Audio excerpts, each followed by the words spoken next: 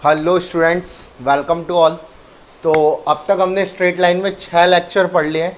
6 lecture में last lecture में हमने लेक्चर नंबर 6 में क्या क्या पढ़ा था मैं एक बार ब्रीफ कर देता हूँ। लेक्चर नंबर 6 में हमने इक्वेशन ऑफ लाइन, स्लोप, कितने टाइप की इक्वेशन होती है, एक बच रही है उसमें डिटर्मिनेंट टाइप इक्वेशन, वो मैं बाद में कराऊंगा क्योंकि थोड़ा पार्ट मेरे को डिटर्मिनेंट का पढ़ाना पड़ेगा। ठीक है, तो उसको मैं बाद में लूँगा। ठीक है, और उसके बाद मैंने आपको बताया था कि ऑर्थो सेंटर कैसे निकाला जाता है लाइन की इक्वेशन की हेल्प से। ठीक है, एक क्वेश्चन मैंने आपको होमवर्क में भी दिया था, उसको डिस्कस कर लेते हैं एक बार। ठीक है, तो क्वेश्चन क्या था, पॉइंट दे रखे थे आपके पास क्या, 2, √3 - 1/2 और दे रखा था 1/2, -1/2 एंड तीसरा पॉइंट दे रखा था 2, -1/2 और बोल रखा था find the ortho centre of that triangle. ये 3 पॉइंट क्या बनाएंगे, ट्राइंगल बनाएंगे। तो अब देखो, फर्स्ट ऑफ ऑल मैंने इनकी नेमिंग कर दी, A2, √3 - 1/2, B 1/2, -1/2 एंड C 2, -1/2। अब देखो कि अब मैंने आपको एक चीज बताई थी कि अगर ट्राइंगल क्या है, राइट एंगल है, तो ऑर्थो सेंटर क्या होता है, राइट एंगल वाला वर्टेक्स। मतलब अगर ट्राइंगल राइट एंगल है, ठीक है, तो ये पॉइंट क्या होगा, ऑर्थो सेंटर। तो अब सबसे बड़ा पॉइंट क्या है कि हमको अगर पता लग जाए कि ये ट्राइंगल गिवन है वो राइट एंगल है, तो भाई हमारा काम तो आसान हो गया, इक्वेशन नहीं निकालनी पड़ी, कुछ नहीं निकालनी पड़ी। तो सबसे पहले मैंने पॉइंट जमा दिए, ठीक है, ए बी और सी। ठीक है, 2, √3 - 1/2, 1/2, -1/2 और 2, -1/2। अब बी सी कितनी होगी, बी सी क्या होगी भाई, इसका वाई कोऑर्डिनेट तो सेम है, तो क्या कर लो, मॉड ऑफ x2 - x1। ठीक है, तो कितना हो गई 3/2, क्यों 2 - 1/2 कितना दे गया 3/2। ऐसे ही देखो, इसका x कोऑर्डिनेट सेम है, तो इसको मॉड ऑफ √3 - 1/2 -1/2 ये कर लो, तो ये कितना देगा, -1/2 से 1/2 कट जाएगा, कितना देगा √3/2। तो ये हो गई √3/2, ये हो गई 3/2। इसको और देख लो, तो इसको तो निकालना पड़ेगा, अंडर रूट कितना आ जाएगा 2 - 1/2 कितना 3/2, तो 9/4 प्लस √3 - 1/2 प्लस 1/2 कितना देगा √3/2, और √3/2 का स्क्वायर क्या हो गया 3/4। तो ये कितना हो गया 9, 3, 12 और 12/4 कितना देगा 3, तो कितना हो गया √3।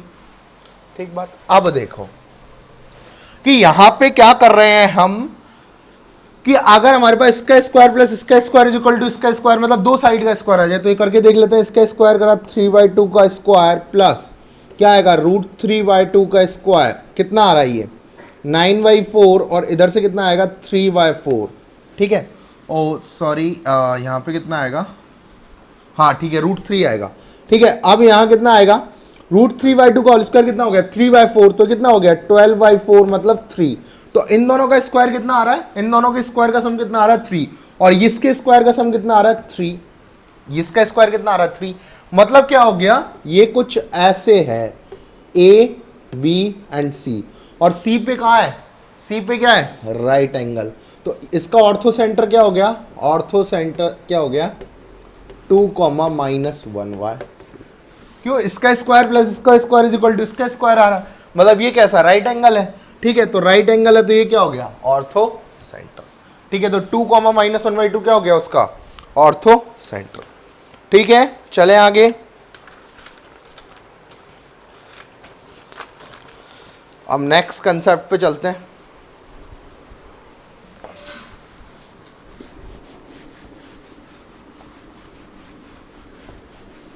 ठीक है, अब नेक्स्ट कंसेप्ट डालना, पैरेललोग्राम में ही चल रहे हैं थोड़ा सा। ये पैरेललोग्राम दे रखा है आपको,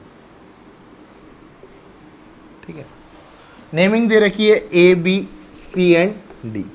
ए के कोऑर्डिनेट है x1, y1, बी के कोऑर्डिनेट है x2, y2, सी के कोऑर्डिनेट है x3, y3 एंड डी के कोऑर्डिनेट है x4, y4। ठीक बात। अब मैंने आपको एक चीज बताई थी कि इनके डायगोनल के जो मिड पॉइंट होते हैं वो कोइंसिडेंट होते हैं, इनके डायगोनल के मिड पॉइंट होते हैं वो कोइंसिडेंट होते हैं। मतलब यहाँ पे क्या आएगा, इसका मिड पॉइंट कितना आएगा x1 + x3/2 और क्या आएगा y1 + y3/2। ऐसे इसका मिड पॉइंट कितना आएगा x2 + x4/2 और y2 प्लस y4 y2, ये दोनों बराबर होते हैं। ठीक है, तो आपने क्या करा कि भैया x1 plus x3 divide by 2 is equal to x2 plus x4 divide by 2, 2 से 2 कट गया, मतलब x1 plus x3 is equal to x2 plus x4, ये आपके पास आ गया। ऐसी सिमिलरली क्या आएगा, y1 plus y3 is equal to y2 plus y4। ये थोड़ा समझा रहा हूं आपको, क्यों, अभी आपको मैं बताता हूं क्यों। देखो सपोज करो आपके पास ये डायगोनल नहीं है, ठीक है, ये डायगोनल मतलब आपके पास ये भी नहीं है, ये h कॉमा के दे रखे हैं। अब आपसे बोला कि फाइंड h एंड k, और आपको 3 कोऑर्डिनेट दे दिए, मतलब इसका कोऑर्डिनेट दे दिया, इसका कोऑर्डिनेट दे दिया, इसका कोऑर्डिनेट दे दिया, मतलब आपको एक डायगोनल के कोऑर्डिनेट आ गए और एक अपोजिट वर्टेक्स के आ गए, और आपसे पूछ रहा है कि फाइंड h कॉमा k। ये क्वेश्चन आता है और अभी बताऊंगा कि कैसे क्वेश्चन आता है। यहाँ h कॉमा k पूछा, तो h निकालने का फॉर्मूला क्या हो गया, h क्या हो गया, x1 मान ले, तो x1 की वैल्यू क्या हो गई, x2 plus x4 minus x3, मतलब जो डायगोनल के कोऑर्डिनेट हो उनको सम कर दो माइनस अपोजिट वर्टेक्स को कर दो, तो h के मौके क्या हो जाएगा, h हो जाएगा x2 plus x4 minus x3, और ऐसे ही क्या हो जाएगा, k क्या हो जाएगा, k क्या हो जाएगा, k हो जाएगा y2 plus y4 minus y3। इसको वापस से समझा देता हूं कि जैसे आपको इसके कोऑर्डिनेट दे रखे हैं ए बी सी डी और ई है, और आपसे पूछे इसके कोऑर्डिनेट, तो आप क्या करोगे, इसके कोऑर्डिनेट कैसे बताओगे, ई प्लस ए, मतलब A plus E minus C, comma इसका बाई कोऑर्डिनेट क्या होगा, B plus F minus D. समझ में आ रही है कि डायगोनल के कोऑर्डिनेट को प्लस कर दो, माइनस अपोजिट वर्टेक्स कर दो, तो क्या आ जाएगा। अब आप निकालते कि भाई इसकी साइड इसके इक्वल करते, तो निकालने का काम ही नहीं है, आपने मिड पॉइंट से डायरेक्ट कर लिया। बात समझ में आ रही है, करें इस पे क्वेश्चन, ठीक है, लिख लो फटाफट। चलो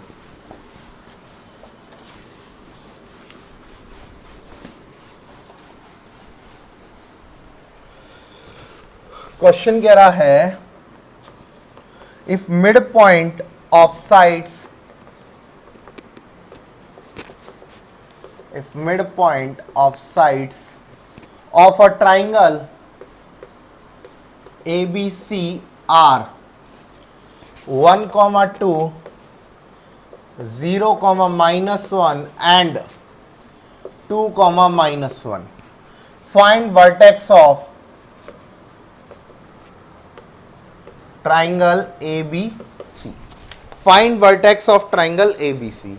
अब ये क्वेश्चन के दो मेथड है, मैं दोनों आपको समझाऊंगा। पहला वाला आप देखो, पहला वाला तो आपको देखते ही समझ आ जाएगा कि क्या हो रहा है।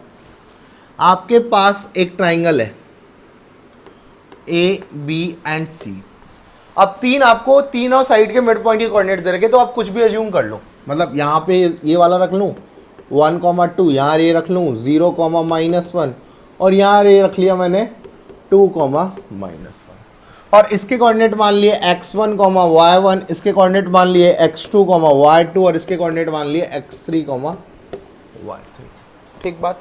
अब ये देखो कि ये मिड पॉइंट के कोऑर्डिनेट है, मतलब x1 plus x2 upon 2 is equal to 1 आ रहा है, मतलब x1 plus x2 upon 2 is equal to 1 आ रहा है। ऐसे इधर क्या आएगा, y1 plus y2 upon 2 is equal to कितना आएगा, 2। ठीक बात। तो बताओ x1 plus x2 is equal to कितना आ रहा है, 2। ठीक बात। और इधर से y1 plus y2 is equal to कितना आ रहा है, 4। ठीक है। ऐसी सिमिलरली चले तो x1 plus x3 is equal to कितना आ जाएगा, भाई डिवाइड बाई 2 उसको उधर ले गए और इंटू 2 कर दिया तो कितना आ गया, 4। और देखो y1 plus y3 is equal to 2 से मल्टीप्लाई करा -1 तो कितना आ गया, -2। ठीक है। अब देखो ये बचा ओनली, तो x2 plus x3 is equal to x2 plus x3 क्या होगा, 2 इंटू 0 मतलब 0, और ऐसे ही y2 प्लस y3 कितना होगा, 2 इंटू -1 तो कितना हो जाएगा, -2। ठीक बात।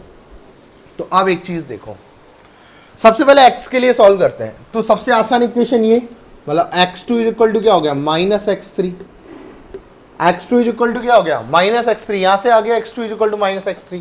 अब इसमें रख दो चाहे इसमें रख लो, पहले इसमें रख लेते हैं तो x1, अब x2 की x3 की जगह क्या रखो माइनस x2, तो कितना आ जाएगा x1 minus x2 is equal to 4, और इधर क्या है x1 plus x2 is equal to 2, दोनों को सम कर दो 2x1 इज इक्वल टू 6, तो x1 की वैल्यू कितनी आ गई 3। अब जब x1 की वैल्यू 3 है तो x2 की वैल्यू कितनी होगी, देखो यहां इस इक्वेशन में रख लो, x1 की वैल्यू 3 है तो x2 की वैल्यू होगी x1 minus 4 is equal to x2, तो x2 की वैल्यू कितनी हो गई 3 minus 4 is equal to minus 1, तो x2 की वैल्यू आ गई माइनस 1, तो x3 की वैल्यू कितनी होगी माइनस ऑफ x2, मतलब x3 की वैल्यू कितनी होगी 1। तो ये आ गया हमारे पास x के कोऑर्डिनेट की, भैया x1 x2 x3 क्या होंगे। अब y निकालो, देखो सबसे पहले क्या करेंगे y1 plus y3 is equal to minus 2 और y2 plus y3 is equal to minus 2, तो साइन चेंज कर दिया, ठीक है ये कट गया, यहाँ कितना आ गया y1 minus y2 is equal to कितना आ गया 0, मतलब y1 किसके बराबर है y2 के। अब जब y1 y2 के बराबर है तो यहाँ रख दो, यहाँ कितना आ जाएगा 2y2 इज इक्वल टू 4, तो y2 की वैल्यू और y1 की वैल्यू कितनी आ गई 2, y1 y2 आ गए तो y3 निकाल लो, y2 प्लस y3 कितना है -2, तो कितना आ गया 2 plus y3 is equal to -2, तो y3 की वैल्यू कितनी आ गई -4, y3 की वैल्यू कितनी आ गई -4। अब कोऑर्डिनेट रखो भाई x1 y1 कितने आ रहे हैं, x1 y1 कितने हैं, देखो x1 की वैल्यू 3 और y1 की वैल्यू 2, तो यहाँ कितना आ गया 3, 2। अब x2 y2 रखो तो x2 की वैल्यू कितनी है -1 और y2 की वैल्यू कितनी है 2, तो -1, 2, और x3 y3 रखो तो कितने आ गए 1, -4। बात समझ में आई। तो ये मेथड था सब्जेक्टिव मेथड की, भाई आप आराम, दूसरा भी सब्जेक्टिव ही है होने को तो, बट ये मेथड क्या है कि अगर किसी को कुछ भी नहीं आता तो कर लेगा। कैसे मिड पॉइंट की 3 इक्वेशन बना ली और 3 वेरिएबल, तो आराम से आप सॉल्व कर लोगे, पहले 2 को सॉल्व करो फिर दूसरे 2 इक्वेशन और बनेंगी, उन 2 को सॉल्व करो और देन आप फाइनल उसमें रख दो, ठीक है। तो यहाँ तक था ये वाला पार्ट, इसको लिख लो पहले।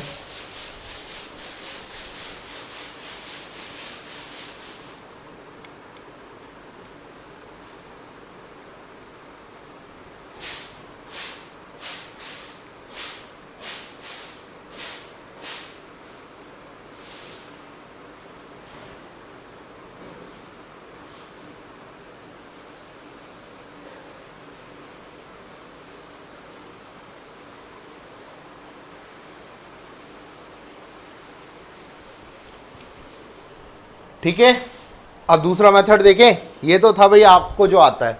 अब मैं एक चीज और बताता हूं,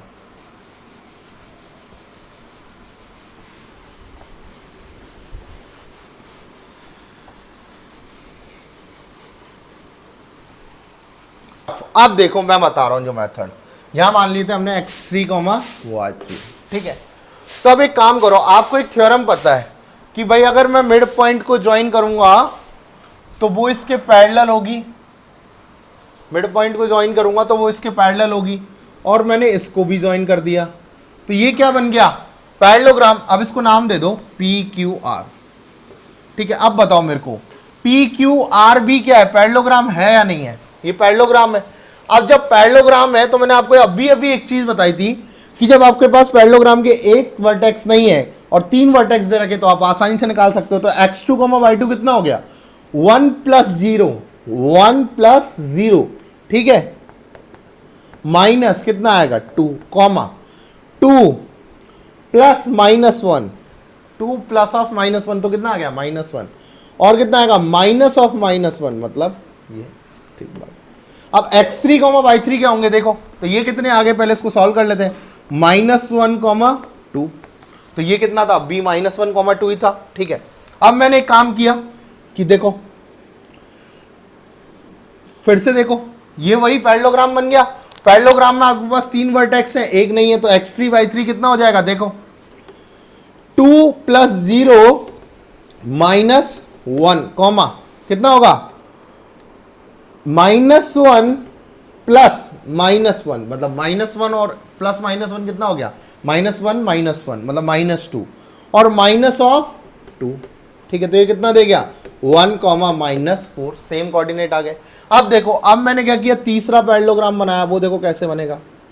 सबसे पहले मैंने इन दोनों को ज्वाइन किया और देन इसको ज्वाइन किया, तो PRQA क्या हो गया, पैरेललोग्राम हो गया। तो वही वाली बात, x1 y1 के कोऑर्डिनेट क्या होंगे, इन दोनों का सम माइनस तीसरा, तो 1 + 2 -0, और ये क्या होगा 2 -1 और माइनस ऑफ -1 मतलब +1, तो कितना आ गए 3,2, कितने आ गए 3,2। तो आसान तरीका ये बहुत सिंपलेस्ट मेथड है। जेई में अगर आएगा आप वैसे मेथड में फंस गए तो हो गया फिर काम तमाम, ठीक है। और ये सबसे आसान मेथड है, ठीक है, लिख लो।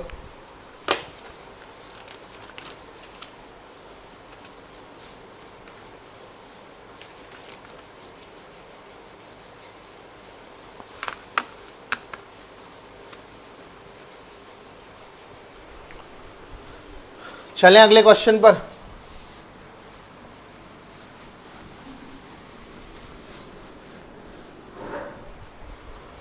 अगला क्वेश्चन क्या कहता है, तो देखो नेक्स्ट क्वेश्चन क्या दे रखा है, if x1, x2, x3 are roots of equation क्या दे रखी है, x³ - 3px² + 3qx - 19 = 0, then find centroid of triangle ABC। अब इसमें फिगर भी दे रखा है आपको ट्राइंगल ABC का, A, B and C। A के कोऑर्डिनेट दे रखे हैं x1, 1/x1, B के कोऑर्डिनेट दे रखे हैं x2, 1/x2, और C के कोऑर्डिनेट दे रखे हैं x3, 1/x3। ठीक है बच्चों, तो सबसे पहली बात कि सेंट्रॉइड होता क्या है भाई, सेंट्रॉइड तो मैंने आपको बता रखा है, उसके कोऑर्डिनेट क्या होता है x1 + x2 + x3/3 and y1 + y2 + y3/3। तो सबसे पहले सेंट्रॉइड के कोऑर्डिनेट लिख लेते हैं। तो सेंट्रॉइड के कोऑर्डिनेट क्या होंगे, x1 + x2 + x3/3, और y कोऑर्डिनेट क्या होगा इसका 1/x1 + 1/x2 + 1/x3/3। ठीक बात। अब ये आपको सेंट्रॉइड के कोऑर्डिनेट तो आ गए, लेकिन x1, x2, x3 की वैल्यू कहाँ है, वो वैल्यू यहाँ छुपी है इस इक्वेशन में। तो सबसे पहले इक्वेशन लिख लेते हैं, x³ - 3px² + 3qx - 19 = 0। अब x1, x2, x3 क्या है, इसके रूट्स हैं, और जब आपको पता है क्यूबिक इक्वेशन होती है तो alpha plus beta plus gamma क्या होता है -v/a। तो इधर क्या होगा x1 + x2 + x3 = क्या होगा -b/a। तो माइनस ऑफ -3p/1 कितना आ गया 3p। ठीक बात।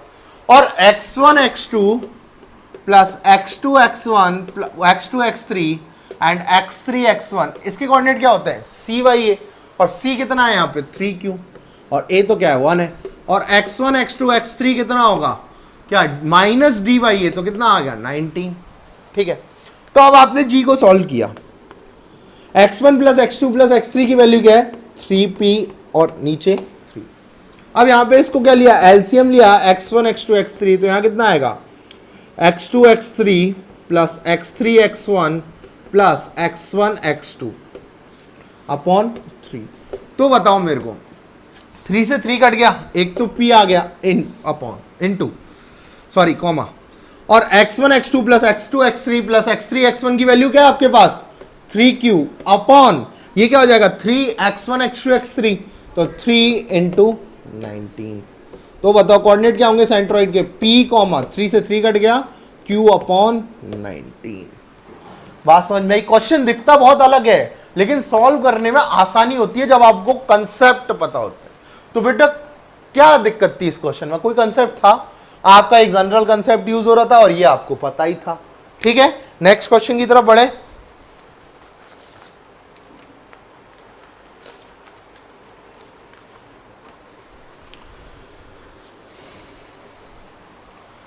चले okay.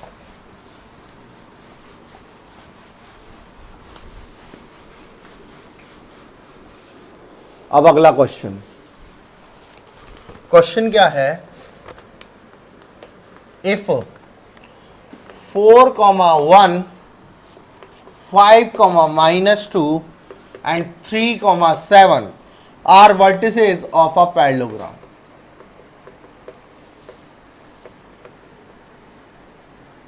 Are vertices of a parallelogram. Find fourth vertex. अब इस क्वेश्चन में है तो सिंपल, लेकिन बच्चे ने एक चीज दे रखी है क्वेश्चन ने, वो ये दे रखी है order is not mentioned. Order is not mentioned, order given नहीं है कि ये किस ऑर्डर में है. तो देखो इस ऑर्डर का मतलब क्या है, पहले वो चीज समझाता हूं. अब एक बात बताओ, सबसे पहले एक ट्राइंगल बनाया, 3 पॉइंट से क्या बन सकता है, एक ट्राइंगल बन सकता है. तो मैंने एक ट्राइंगल बनाया जिसका पहला कोऑर्डिनेट 4,1, दूसरा 5, -2 और तीसरा 3,7. ठीक बात. अब एक बात बताओ, अगर मैं इस ट्राइंगल में चौथा वर्टेक्स अगर पैरेललोग्राम बनाऊं इस ट्राइंगल से, तो चौथा वर्टेक्स यहां आएगा. पर ऑर्डर तो गिवन नहीं है ना. अगर ये यहां आ गया मतलब कहीं आ गया, तो एक और बन सकता है क्या.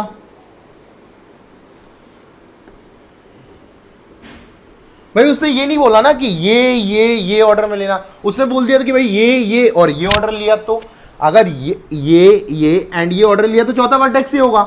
अगर ये तो चौथा वर्टेक्स ये होगा. अब एक और चीज बची क्या, कि अगर ये और फिर तो ये हो गया. अब लेकिन क्या लिया उसने कि भैया उसने ये बोल दिया कि ये अब नीचे वाला वर्टेक्स भी तो हो सकता है एक चौथा. तो मैंने क्या बनाया, मतलब क्या होगा कि इधर 3 पैरेललोग्राम बनेंगे अगर ऑर्डर गिवन नहीं. तो या तो ये बन सकता है, या ये बन सकता है, या ये बन सकता है. अब इसका नाम तो कोऑर्डिनेट है भाई. अगर इधर से इधर होते ही क्या हो गए, कोऑर्डिनेट चेंज हो गए. इधर से इधर होते ही क्या हो गए, कोऑर्डिनेट चेंज हो गए. तो अब देखो निकालेंगे कैसे. अगर दूसरे मेथड में फंसे ना तो बहुत टाइम ले जाएगा. सबसे आसान मेथड कि 3 वर्टेक्स दे के चौथा निकालना है. तो चौथा कैसे निकलेगा, इन दोनों का सम माइनस ये. तो 4 + 3 - 5 कितना आ गया, 2. 4 + 3 - 5 कितना आ गया, 2. और 1 + 7 8 लिख ही लिया करो, आपको नहीं समझ आए तो. 4 + 3 माइनस कितना 5. और इधर कितना आएगा 1 + 7 माइनस कितना आएगा, -2 कितना आएगा, +2. तो कितने आ गए, 4 + 3 कितना 7, 7 - 5 2 और कितना आ गया 10, 2, 10. ये आ गया अपना एक फोर्थ वर्टेक्स. अगर ये दे रखा हो, मतलब बाई चांस देखो ऑब्जेक्टिव क्वेश्चन में आपको तीनों आंसर मिल सकते हैं. ठीक है. और अगर कोई मल्टी चॉइस आंसर है, मतलब एक से ज्यादा चॉइस आप भर सकते हो, तो आपको तीनों भी मिल सकते हैं. ठीक है. तो देखो इधर देखो, इधर का कोऑर्डिनेट कितना होगा, 4 + 5 -3, 1 + -2 तो कितना हो गया 1 - 2 माइनस कितना होगा 7. यही होगा.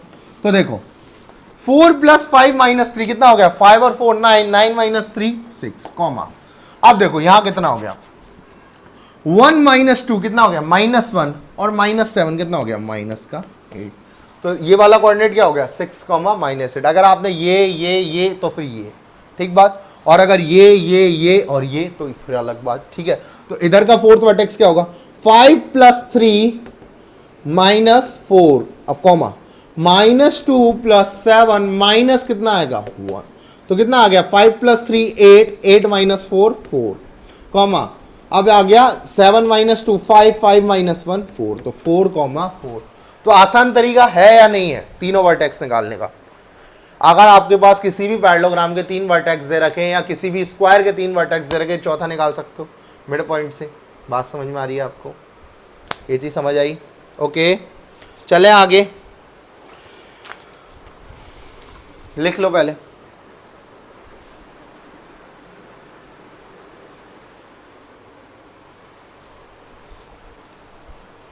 चलो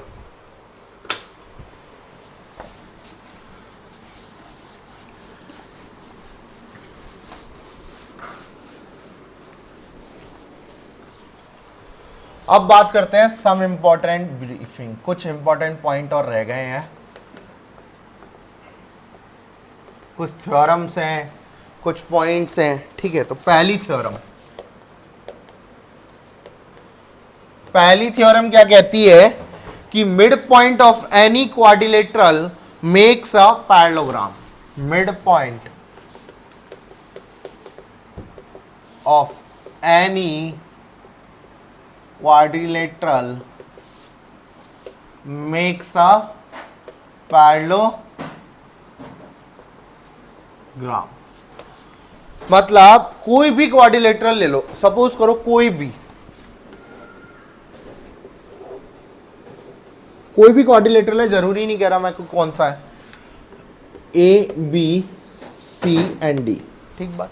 ये क्वाड्रिलेटरल दे रखा है, इनके मिड पॉइंट को अगर आप मिला रहे हो, अगर इस क्वाड्रिलेटरल की साइड्स के मिड पॉइंट को आप मिलाते हो तो ये क्या बनाएगा हमेशा, पैरेललोग्राम। क्या बनाएगा, पैरेललोग्राम। अब याद रखना कि स्क्वायर भी पैरेललोग्राम होता है, रेक्टेंगल भी पैरेललोग्राम होता है और रोम्बस भी पैरेललोग्राम होता है, तो कुछ भी बना सकता है, मेक्स अ पैरेललोग्राम। तो अब आप बोलोगे कि सर प्रूफ करो इसको कि भाई कैसे पैरेललोग्राम होगा। तो एक बात बताओ, इसके कोऑर्डिनेट मान लिए x1, y1, इसके कोऑर्डिनेट मान लिए x2, y, ये सब काम की चीजें। देखा ना आपने अभी कि अगर पैरेललोग्राम का क्वेश्चन अगर हम वैसे करें, कैसे मिड पॉइंट निकाल के, और वैसे तो फोर्थ वर्टेक्स निकालना कितना टफ है, और अगर सिंपल करें तो फोर्थ वर्टेक्स निकालना, क्योंकि ये सब चीजें आपको प्रैक्टिस से ही याद होंगी। इसके x2, y2, इसके x3, y3 और इसके x4, y4। अब इसका मिड पॉइंट है तो इसके कोऑर्डिनेट बताओ कितने होंगे, x1 प्लस x2 y2 और इधर क्या होगा y1 प्लस y2 y2, ठीक बात। इधर कितना होगा x2 प्लस x3 y2 और इधर होगा y2 प्लस y3 y2। इधर कितना आएगा x3 प्लस x4 y2 और y3 प्लस y4 y2। इधर कितना आएगा x1 प्लस x4 y2 और y1 प्लस y4 y2। अब आपके पास कोई भी, अब अगर इसने पैरेललोग्राम बनाया होगा तो उसी को चेक कर रहे हैं कि इसने पैरेललोग्राम बनाया नहीं बनाया। तो पैरेललोग्राम, अब आपके पास क्या हो गया कि किसी भी क्वाड्रिलेटरल के 4 पॉइंट आ गए। अब आपको चेक करना है कि पैरेललोग्राम है या नहीं है। तो मैंने आपको स्टार्टिंग में बताई थी कि पैरेललोग्राम कैसे चेक करते हैं। सबसे पहले मिड पॉइंट कोइंसिडेंट चेक करो कि उसके डायगोनल के मिड पॉइंट कोइंसिडेंट है या नहीं है। तो आपने क्या करा कि भाई इसके डायगोनल बनाया, अगर इसके डायगोनल के मिड पॉइंट कोइंसिडेंट है तो हम आगे बढ़ेंगे, ठीक है। तो अब देखो, अब सबसे पहले इस डायगोनल के आपने इसका नाम दे दिया PQRS, ठीक है। मिड पॉइंट ऑफ PR कितना होगा, मिड पॉइंट ऑफ PR। अब एक काम करो कि हम x में ही बात कर लेते हैं, चलो ठीक है y में भी कर लेंगे। तो इसका मिड पॉइंट कितना होगा भाई, x1 plus x2 y2 plus इसका कितना x3 plus x4 y2 divide by 2। क्यों, मिड पॉइंट तभी आएगा। और ऐसे ही क्या होगा y1 plus y2 y2 plus y3 plus y4 y2 divide by 2, ठीक बात। ये बात आपको समझ में आई। अब इसको सॉल्व कर दो आगे, और तो कितना हो जाएगा x1 plus x2 plus x3 plus x4 divide by कितना आएगा भाई, इधर 2 और नीचे 2 तो कितना हो गया 4, और इधर क्या आएगा y1 plus y2 plus y3 y4 divided by 4। ये इसका मिड पॉइंट आया PR का। अब मिड पॉइंट निकालते हैं SQ का, QS का मिड पॉइंट निकालते हैं। मिड पॉइंट ऑफ QS का मिड पॉइंट कितना आएगा, देखो QS का मिड पॉइंट आएगा x1 plus x4 divide by 2 plus x2 plus x3 divide by 2 upon 2। अब इधर देखो y1 plus y4 divide by 2 plus y2 plus y3 divide by 2 upon 2। इसको सॉल्व करोगे तब भी क्या आएगा x1 plus x2 plus x3 plus x4 divide by 2 और y1 plus y2 plus y3 plus y4 divide by 2। Mid point को sorry 4 mid point coincident हो गए। अब जब मिड पॉइंट ही कोइंसिडेंट हो गए तो हमारे पास क्या बनेंगे, 4 पॉसिबिलिटी। कौन कौन सी, पैरेललोग्राम, रेक्टेंगल, वर्टिसेस, वो स्क्वायर एंड रोम्बस। चारों को चेक करने के मेथड आप देखो अपने अकॉर्डिंग अपना सकते हो। लेकिन यहां से ये प्रूव हो गया कि भाई वो पैरेललोग्राम होंगे ही होंगे। क्यों, पैरेललोग्राम के अंदर ही क्या आता है, रेक्टेंगल, रेक्टेंगल के अंदर ही क्या, मतलब स्क्वायर भी क्या होता है, एक पैरेललोग्राम होता है, रोम्बस भी क्या होता है, एक पैरेललोग्राम होता है, रेक्टेंगल भी क्या होता है, एक पैरेललोग्राम। तो आपको मिड पॉइंट कोइंसिडेंट करके तो आपके पास कितनी पॉसिबिलिटी, 4, और चारों किसकी, पैरेललोग्राम की। तो आगे चेक करने की जरूरत ही नहीं है, ये क्या बनाएगा, पैरेललोग्राम बनाएगा। ठीक बात समझ आया। अगर आप कोई भी क्वाड्रिलेटरल के मिड पॉइंट को मिला दोगे वर्टिसेस मतलब साइड्स के, तो क्या बनाएंगे वो हमेशा पैरेललोग्राम। बात समझ में आई, ये कंसेप्ट समझ में आया, लिख लो इसे।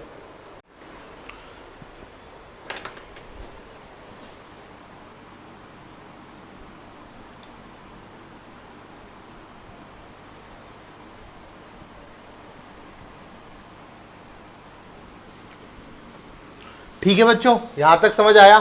चलें आगे सेकंड पे।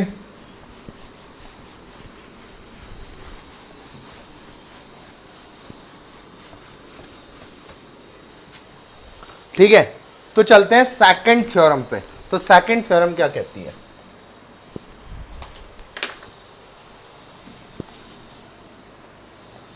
सेकंड थ्योरम ये कहती है कि एक राइट एंगल है आपके पास, ठीक है, नाम है ABC, ठीक है।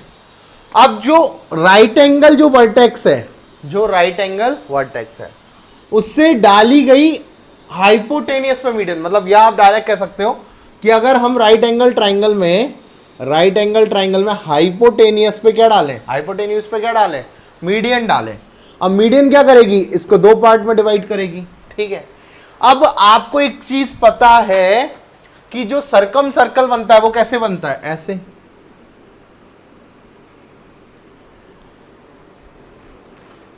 सर्कम सर्कल बनेगा ऐसे। अब जो AC होगा वो क्या होगा, सर्कम सर्कल का डायमीटर होगा। तो ये क्या होगा, सर्कम सेंटर होगा। ये क्या होगा, सर्कम सेंटर। अब OA is equal to OB is equal to OC, तो ऑब्वियसली होगा, क्यों, क्योंकि रेडियस है, ठीक है। तो जो मीडियन होती है उसकी लेंथ कितनी होती है, half of the hypotenuse, half of the hypotenuse. एक बार वापस से बता देता हूं आपको कि राइट एंगल जो है, या फिर आप बोलो कि AC पे डाली गई मीडियन, हाइपोटेनियस पर डाली गई मीडियन क्या करेगी, उसकी लेंथ कितनी होगी, हाफ ऑफ द हाइपोटेनियस। मतलब OB इज इक्वल टू क्या होगा, हाफ ऑफ AC, और OB क्या है यहाँ पे, मीडियन। और ये क्यों हुआ, सर्कम सर्कल के कारण। बात आपको पता है कि अगर सर्कम सर्कल है तो AC क्या है उसका, डायमीटर। अगर AC डायमीटर है तो O क्या हो गया उसका, सर्कम सेंटर। जब O आपको सर्कम सेंटर हो गया तो OA is equal to OB is equal to OC, तो तीनों बराबर होंगी। तो इसी को लिख लेते हैं, median of the hypotenuse, median of the hypotenuse is half of the length of, half of the length of hypotenuse. समझ में आया ये पॉइंट, क्योंकि डायरेक्ट लिखाने से कोई मतलब नहीं है, मेरे को समझाना है आपको, ठीक है। AC डायमीटर, ये क्या हो गया, सर्कम सेंटर, रेडियस हो गई OA is equal to OB is equal to OC, ठीक है। दूसरा पॉइंट, तीसरा, if diagonals of a parallelogram, क्योंकि सब इंपॉर्टेंट पॉइंट्स हैं, आपको कभी ना कभी स्ट्रेट लाइन में यूज आएंगे। If diagonals of a parallelogram intersect at 90 degree, अगर वो 90 डिग्री पे इंटरसेक्ट करें या मतलब काटें, देन पैरेललोग्राम इज रोम्बस, या this is rhombus, then this is rhombus. अगर कोई भी पैरेललोग्राम दे रखा है और उसके डायगोनल 90 डिग्री पे इंटरसेक्ट कर रहे हैं, मैं आपको पहले ही बता चुका, बट लेकिन इंपॉर्टेंट चीजें तो लिखा देता हूं, ठीक है। फोर्थ,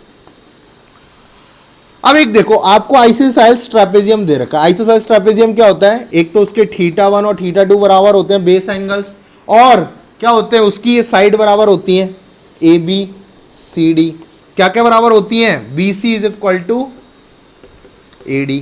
ये जनरल सी चीजें हैं, ठीक है। तो इसके जो डायगोनल होंगे, इसके जो डायगोनल होंगे वो भी क्या होंगे, इक्वल होंगे। इसके डायगोनल क्यों इक्वल होंगे, आप ABC और ABD में क्या लगा लो, कॉन्ग्रुएंसी थ्योरम लगा लो कोई भी, ये साइड बराबर, बेस बराबर, एंगल बराबर, तो क्या हो गया, ऐसे ऐसे क्या हो गया, ये दोनों ट्राइंगल कॉन्ग्रुएंट, मतलब डायगोनल भी क्या होंगे, इक्वल। तो इन आइसोसेलेस ट्रेपेजियम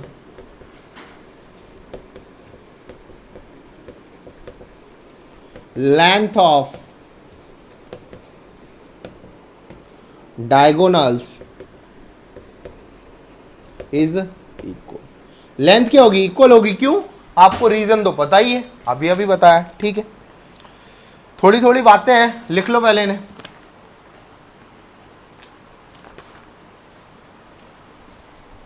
चले आगे।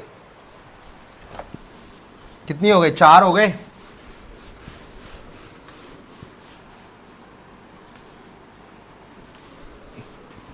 पांचा लिखो। In any parallelogram.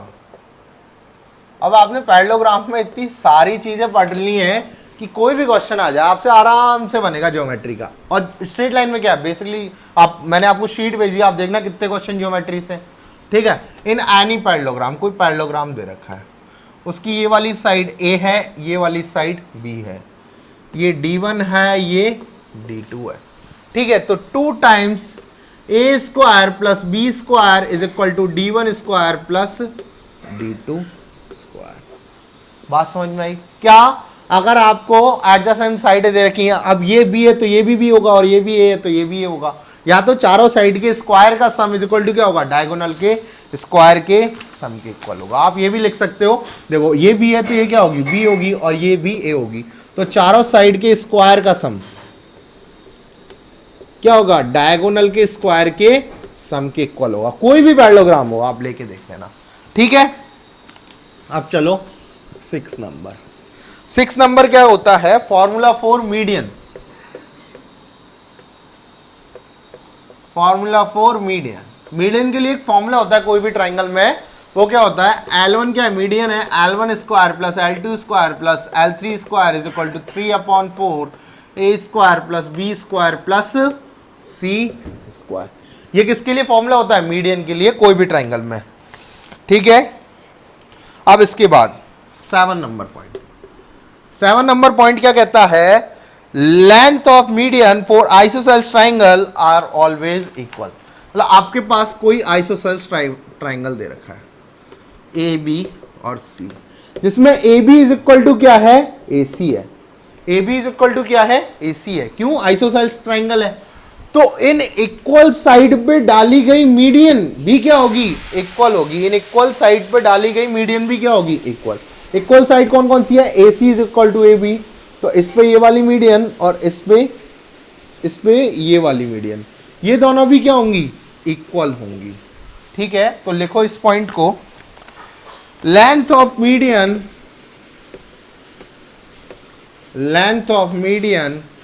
For in isosceles triangle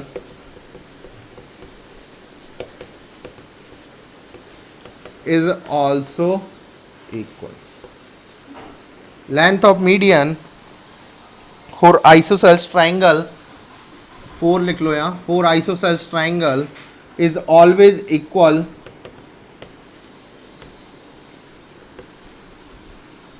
for equal side. ये दोनों इक्वल साइड है, उनके लिए लेंथ ऑफ मीडियन क्या होगा? हमेशा इक्वल होगा। ठीक बात। 7 पॉइंट हो गए। अब चलते हैं, अब इंपॉर्टेंट पॉइंट है 2-3। ठीक है, लिख लो पहले इन्हें।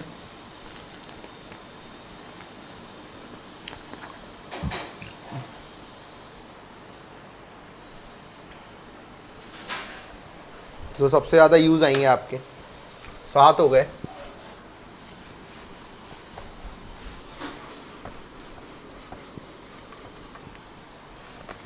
आठवां point, mid point of hypotenuse,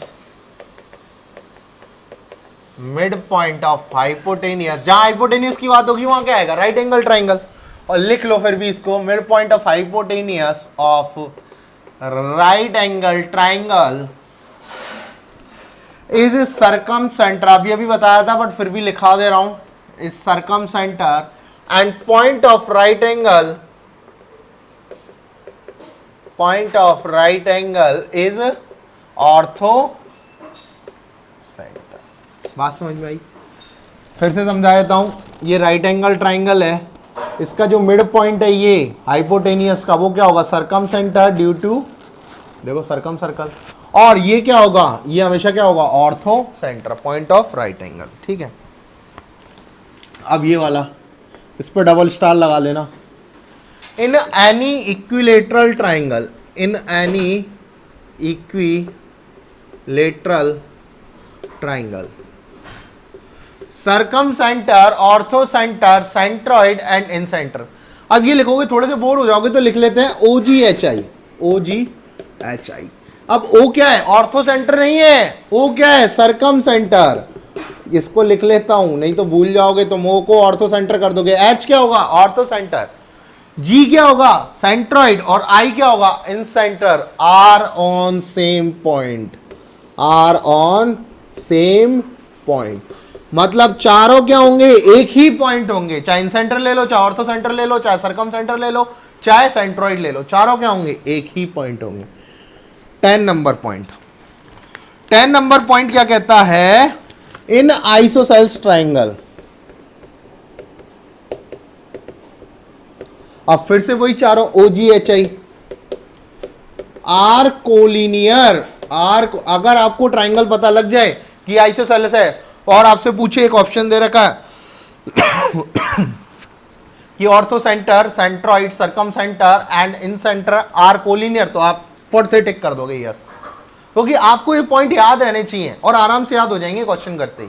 sheet मैंने भेजी है, कुछ क्वेश्चन आप लगाना, डीपीपी बंद कर सकते हो। लोकस वाले क्वेश्चन नहीं होंगे डीपीपी सेकंड में, अभी सेकंड या थर्ड में लोकस वाले नहीं होंगे, बाकी आप थर्ड फोर्थ तक आराम से कर सकते हो। आपसे बहुत सारे क्वेश्चन बनेंगे क्योंकि इक्वेशन भी मैंने पढ़ा दी, परपेंडिकुलर पढ़ा दिया, ठीक है।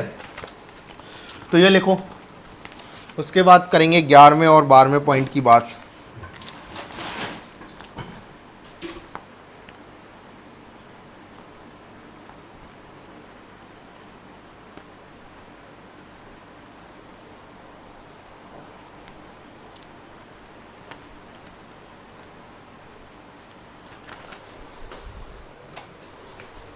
अब देखो 11वें पॉइंट की बात करते हैं।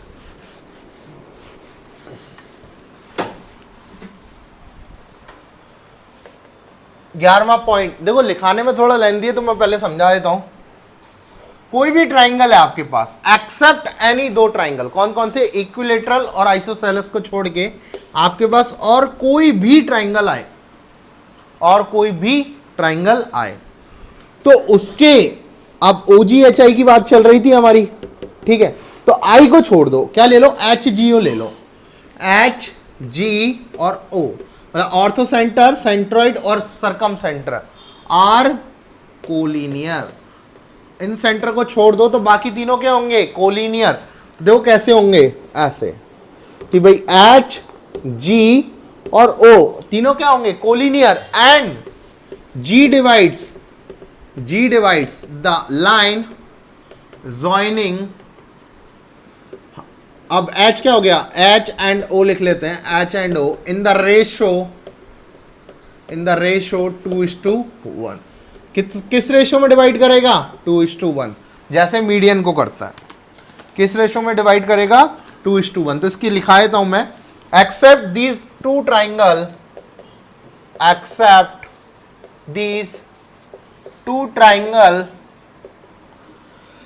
HGO are always collinear,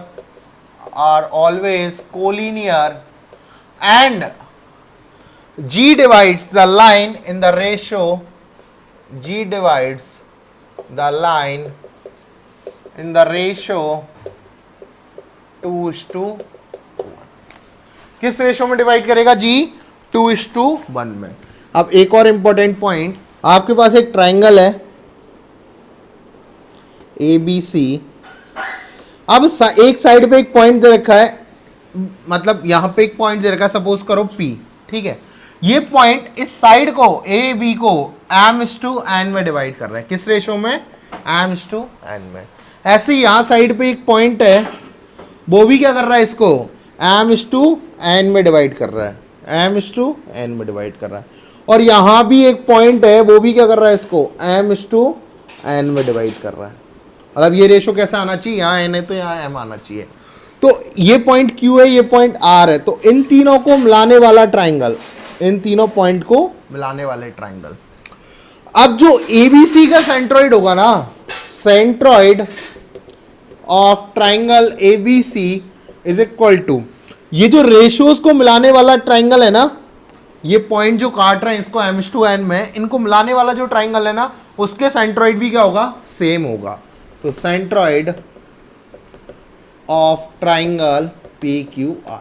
ये बात आपको अभी थोड़ी कम समझ में आएगी, जब आप इस पे एक आध दो क्वेश्चन कर लोगे ना तो आपके खट से समझ आ जाएगी कि आपको क्या दे रखा है। जैसे देखो ये 1:2 में डिवाइड कर रहा है, ये 1:2 में डिवाइड कर रहा है और ये 1:2 में डिवाइड कर रहा है, ठीक है।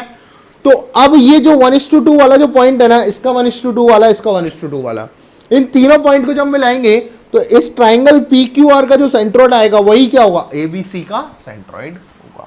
ये थोड़ी इंपॉर्टेंट थ्योरम है, ठीक बात। तो बाकी के पॉइंट्स अब नेक्स्ट उसमें लिखेंगे और आप क्वेश्चन करो, डीपीपी करो अच्छे से। आज एक और डीपीपी भेज दूंगा, वैसे मैंने शीट भेजी है, ठीक है। और थैंक यू, बस यही है कि फ्लो में बने रहो, लेक्चर डेली देखो, ठीक है।